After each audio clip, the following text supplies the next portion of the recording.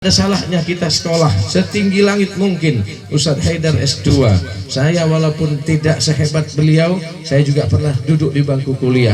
Tapi kami di pesantren dari kecil kami sudah mengenyam ilmu agama, plus kami juga menduduki ke ilmu-ilmu umum, sehingga kami bisa alhamdulillah untuk menggabungkan kedua ilmu tersebut. Dan kita hidup dimanapun, walaupun mungkin kami tidak bisa pakai celana, walaupun kami mungkin tidak pakai jas, tapi ya sama saja, insya Allah sama dengan yang lainnya, hanya mungkin tampil beda dalam casingnya saja. Namun perlu diingat, belum tentu yang berpeci lebih baik yang dari tidak yang berpeci, atau yang bergamis lebih baik daripada orang yang pakai celana dan lain sebagainya. Tidak, Allah tidak memandang itu. Walaupun ini adalah afdol sunnah Rasulullah SAW, tapi itu bukan hanya tolak ukur 100%, itu hanya lahiriah saja. Namun yang terpenting adalah batin. Innallaha la yanzuru ila suwarikum wala ila ajsadikum walakinallaha yanzuru ila qulubikum wa niyatikum.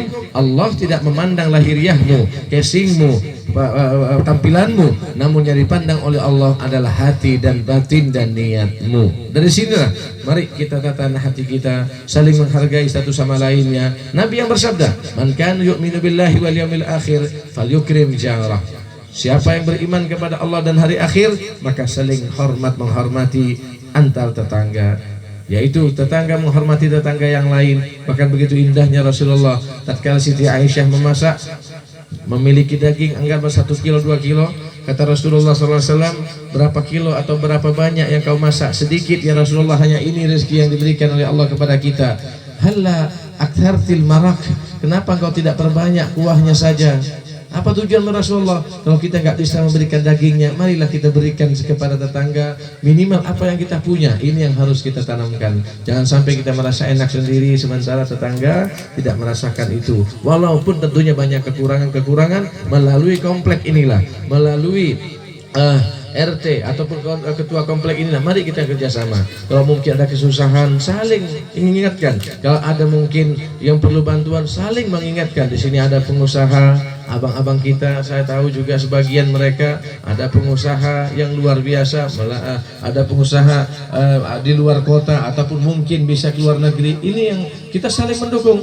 Jangan sampai saling hasut, saling iri, yang kaya sombong kepada yang miskin, atau yang miskin hasut kepada yang kaya. Bukan ini akhlak Rasulullah Sallallahu Alaihi Wasallam. Maka dari sinilah, mulai dari ini, ayo kita niatkan. Saya bermimpi, saya berkhayal, mudah-mudahan tahun depan kita bikin maulid besar-besaran insya Allah. Iya, yang penting antum setuju saja. Yang penting warga jangan komplain saja. Kalau warga sudah mulai komplain, Habib Toha sudah mulai banyak orang masuk sini, saya angkat tangan. Saya terus terang saja, pesantren masih luas. Di Pondok Putri Dukola 2 tempat masih luas. Saya hanya ingin menghidupkan komplek. Terus terang saja, itu yang tujuan saya. Bapak jangan pikir enggak ada nikmatnya Habib. Jangan. Mungkin ini pertama bagi antum. Saya kisahkan sedikit. Dulu ada seorang santri, Bu. Bapak, santri ini melihat gurunya luar biasa. Gurunya itu jam 3 udah bangun, tahajud, sholat. Nggak punya HP, nggak ada Android seperti kita ini, nggak ada. Ulama itu nggak hobi begini-beginian. Ini hanya darurat-darurat saja untuk kepentingan dakwah dan lain sebagainya. Sehingga habis baca Al-Quran, habis tahajud Al-Quran, kemudian mengajar, habis isyraq duha lagi, sudah waktu duha ngajar lagi, istirahat sejenak, lanjut lagi ibadah, ketemu tamunya, keliling-keliling dakwah malam. Akhirnya santrinya bingung, Masya Allah Kiai, apa Anda ini nggak capek? Kata si santrinya izin sama kiainya, karena dia mau boyong, mau pamit dari pesantrennya. Dia ingin ikut pesan kiainya 3 hari. Kiai, saya izin sebelum saya pulang ke rumah, saya ingin mengetahui kegiatan kiai, ingin ikut aktivitas kiai 3 hari saja. Siap, nah ayo ikut saya, ikut di rumahku. Sehingga dilihat oleh muridnya ini, Masya Allah kiainya ibadah, tamu ibadah, dakwah, ngajar. Pusing si santri ini, kapan nonton TV-nya, kapan chattingannya, kapan lihat Facebooknya, nggak ada hiburan sama sekali, kapan ke mallnya.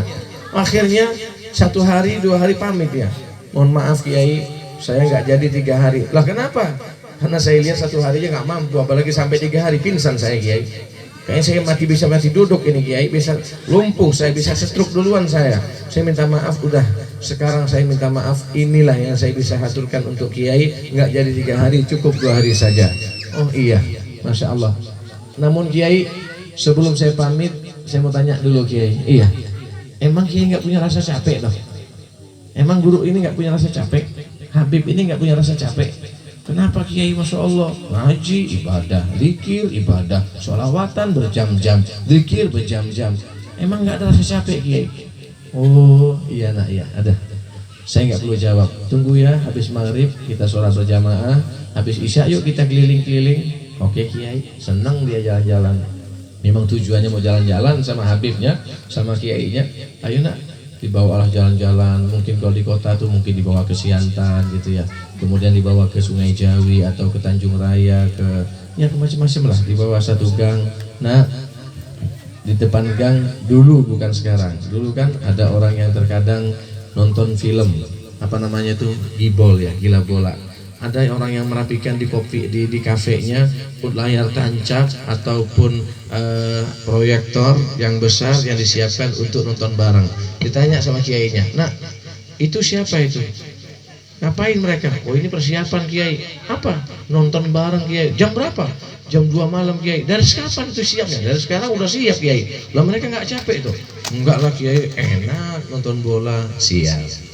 Kemudian datang lagi, ada di satu komplek yang lain ataupun di tempat yang lain, ada orang yang lagi ngumpul-ngumpul main gaple. Nggak apa-apa, perkara sunnah, apa perkara yang mubah, bukan dosa ya, nggak apa-apa. Main gaple bareng-bareng, kadang dari siang atau di kampung-kampung kadang-kadang dari jam 1 atau dari jam 6 sampai jam 2 atau sampai subuh. Ada seperti itu kan? Ada. Lah itu siapa? Oh itu teman-teman Kiai ngumpul-ngumpul, anak-anak muda. Masya Allah, dari kapan itu? Kadang dari maghrib, sampai kapan? Sampai tengah malam, ada sampai subuh Kiai. Nggak capek mereka? Gimana mau capek, mereka asyik kok. Oh iya, jalan lagi ketemu sama anak-anak muda, lagi apa namanya itu, lagi joget-jogetan gitu ya. Loh itu siapa? Masya Allah, ini mereka ikut nge-gym Kiai. Masya Allah, sama siapa? Kelompok mereka. Dari kapan? Berjam-jam mereka lupa main-main begini. Emang mereka nggak capek? Nggak capek lah Kiai, karena mereka asyik, merasa nikmat. Sudah pulang, bingung santri. Mana jalan-jalannya? Nggak mampir di bakso gitu ya, atau nasi goreng, di mie goreng, nggak ada. Pulang ke rumah, duduk. Paham yang saya maksud nak? Nggak paham Kiai. Bahkan saya tambah bingung. Nggak paham ente? Enggak. 3 pelajaran yang kau lihat di depan pandanganmu. Yang pertama kau katakan mereka berkumpul nikmat dari pagi sampai malam, atau dari maghrib sampai subuh, nikmat. Iya Kiai. Yang kedua begitu, iya. Yang ketiga begitu. Sekarang kira-kira nak, yang memberikan nikmat kepada kelompok pertama, kelompok kedua, kelompok ketiga itu siapa nak? Allah Kiai. Yang memberikan rasa tenang mereka itu lagi begitu atau gibol nonton bola bareng siapa? Allah Kiai. Yang berikan nikmat jingkrak-jingkrak, joget-joget atau lagi nge-gym itu siapa nak? Allah Kiai. Apakah mustahil bagi Allah yang tatkala Allah memberikan nikmat kepadaku, tatkala aku sujud, tatkala aku berzikir, tatkala aku mengaji, tatkala aku sholat duha, tatkala aku tasbihan, tatkala aku bermunajat kepada Allah Subhanahu wa taala, apakah itu mustahil nak? Baru si santri paham. Iya ya, nggak mustahil juga. Ketahuilah, kami dan ulama-ulama itu merasakan nikmat tatkala tahajud, merasakan nikmat tatkala mengaji, merasakan nikmat tatkala sholawatan, merasakan nikmat tatkala berzikir. Bahkan dikisahkan kakeknya Sultan kita Al-Habib Abdul Rahman Al-Gadri, mungkin kakeknya Al-Habib ini Ami Al-Gadri ini di Hadramut, namanya Al-Habib Hasan bin Muhammad Jamalul Lail atau Habib Muhammad bin Hasan Jamalul Lail. Beliau itu tatkala Ramadan ibu nggak ngaji Al-Quran di siang hari, nggak ngaji Al-Quran di siang hari. Namun selain Al-Quran dia hatam Al-Quran kadang 3 hari, 4 hari, bahkan mungkin sehari bisa hatam. Masa iya sih Pak Ustadz? Jangan masa iya, karena kita nggak terbiasa. Orang yang di internet itu ataupun yang di apa namanya itu di Alfamart yang ngetik itu jadi hitungan 99.000, 100.000, nggak salah sama sekali, cepat sekali. Kenapa bisa? Allah bisa karena biasa, kebiasaan itu bisa. Jadi mereka yang biasa mengaji Al-Quran bisa 1 hari 1 hatam, 1 hari 1 hataman bisa. Dan saya masih bisa melihat orang yang 3 hari sekali hatam, bisa. Mungkin kalau Ustadz Hadar mengaji setengah jam itu 1 juz, Ustadz Heri mungkin 15 menit, ada yang 10 menit. Masa iya Pak Ustadz, kami itu 3 jam 1 juz belum tentu Ustadz. Iyalah, karena kita nggak ngaji. karena kita belum terbiasa mengaji Al-Quran. Ini Habib Hasan atau Muhammad bin Hasan Jamalul Lail, Masya Allah, setiap di selain Ramadan setiap hari menghatamkan Al-Quran, minimal 3 hari sekali menghatamkan Al-Quran. Tapi tatkala di bulan Ramadan beliau menyetop diri, nggak bisa baca Al-Quran. Anaknya bertanya, Abah ini aneh, di selain Ramadan rajin baca Al-Quran, namun di bulan Ramadan Abah nggak rajin baca Al-Quran kecuali di malam hari. Kenapa, Bah? Bukankah Ramadan harus dianjurkan membaca Al-Quran, namun Abah sebaliknya lebih mengurangi istiqomahnya Al-Quran? Ada apa, Bah? Nah, ketahuilah, Abahmu ini sudah diberikan kenikmatan oleh Allah tatkala membaca Al-Quran. Abahmu ini tatkala membaca Al-Quran, manisnya ludah seperti menelan manisnya madu dan susu. Aku takut pahala dari puasaku berkurang karena ludahku berubah menjadi manisnya madu, berubah menjadi manisnya susu, sehingga haus dahaga berkurang tatkala berpuasa, sehingga Abah dari berpuasa sampai buka puasa tidak membaca Al-Quran, namun di malam hari Abah menghabiskan membaca Al-Quran karena Abah sudah merasakan lazat dan nikmatnya melakukan melakukan pembacaan Al-Quran. Masa iya sih Pak Ustaz? Antum tanya sama anak-anak yang hobi game. Saya heran, anak kecil hobi game, bapaknya dilupakan, ibunya dilupakan. Mohon maaf, istri yang hobi chattingan, suami minta kopi lupa. Ada nggak kira-kira? Suami yang hobi chattingan, mama minta uang belanja lupa. Ada nggak kira-kira, Bu? Ada.